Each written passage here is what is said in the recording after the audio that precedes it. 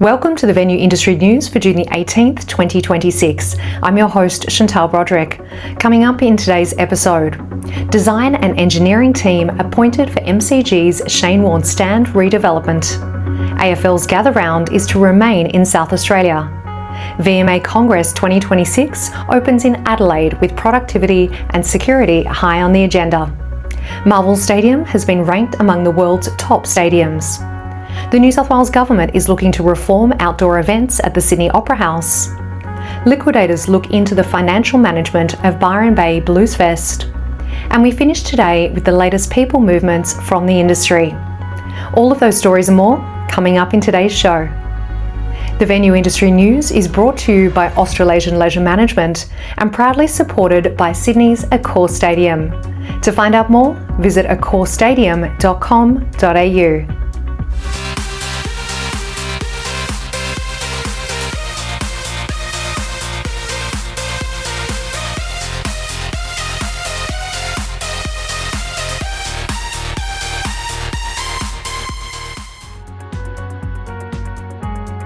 Concerns have emerged over the financial management of the now defunct Byron Bay Bluesfest, with a Liquidators report indicating the festival's operating companies may have traded while insolvent for months prior to their collapse in March. The Victorian Government and Melbourne Cricket Club are progressing a business case for a potential $2 billion redevelopment of the MCG's Shane Warne Stand, with lead designer and engineering consultant now appointed. Architectus, in partnership with Foster & Partners and Manica, have been appointed lead designer, along with ACOM appointed as engineering consultant. The proposed redevelopment would replace the 1992-built Shane Warne Stand with a modern facility that could include skyline bars, panoramic city views, deeper concourses, and a boutique hotel. Concept plans and business case documents indicate the project could increase the MCG's capacity to approximately 105,000. More than 400 venue industry professionals and over 30 exhibitors gathered at the Adelaide Convention Centre this week for the Venue Management Association's 2026 Asia Pacific Venue Industry Congress. Held under the theme Productivity Prioritised, among the strongest themes emerging from keynote presentations and industry roundtables was security, with venue operators facing increasing operational pressures as the scale and complexity of major events continues to grow. Work has officially commenced on the major redevelopment of the Albury Entertainment Centre Convention Wing, marking a milestone for one of the region's most important cultural and economic assets, with the redevelopment to deliver an expanded and flexible venue. The AFL's Gather Round is to remain in South Australia until 2029, following a new agreement between the League and the South Australian Government. The Manly Warringah Sea Eagles have unveiled an ambitious multi-million-dollar vision for the future redevelopment of its historic home at Brookvale Oval on Sydney's Northern Beaches. The concept plan shows a major transformation of the Northern Beaches venue, including a new Western Grandstand, upgraded Eastern Hill facilities, improved hospitality offerings, expanded community spaces, and enhanced fan amenities.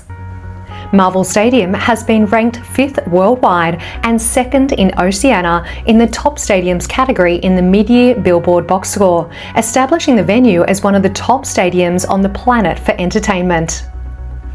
Darktrace, a global leader in AI for cybersecurity, has released a new report, Cybersecurity in Global Sport: Threats, Signals and Strategic Implications for a Digitised Industry. The report reveals 84% of professional sports organisations have experienced a cyber incident in the past 12 months, with more than half, 57%, being hit multiple times.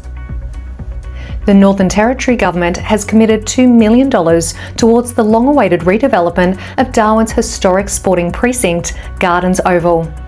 Marking the first major government investment into the precinct in more than a decade, the commitment delivers certainty to allow the project to move forward through a staged redevelopment approach focused on the most urgent priorities.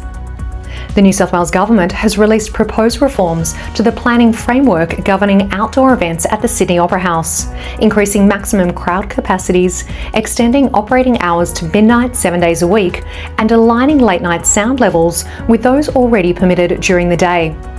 These changes would represent the most significant expansion of the venue's outdoor event capability in many years. The recent celebration of the 11th edition of Global Exhibitions Day saw ICC Sydney join the global industry in recognising the vital role exhibitions play in driving opportunities for people, the planet, and business performance.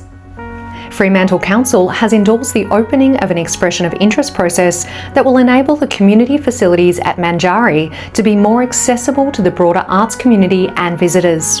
This would happen via the letting of 8 properties at Bathers Beach, Arthur Head for arts and cultural uses. Construction of Penrith Stadium's Western Grandstand has reached its highest point as the new stadium rapidly takes shape, and with the milestone signalling the project to be on schedule for the 2027 NRL season. And in people movements, Venues West has announced the promotion of Peter Balshop to the role of Executive Director Operations, while Ticketek Entertainment Group has announced the appointment of Amy Mackey as Managing Director Ticketing. Thank you for joining me for this week's episode of the Venue Industry News. To read the full stories featured today, head to ausleisure.com.au. You can listen and subscribe to the Venue Industry News on Spotify, Apple Podcasts and YouTube. Just search Venue Industry News and hit follow or subscribe. If you have news to share or if you'd like to comment on any of today's stories, just leave a comment below or email us at leisure@ausleisure.com.au. Thank you for joining me. I'll see you next week.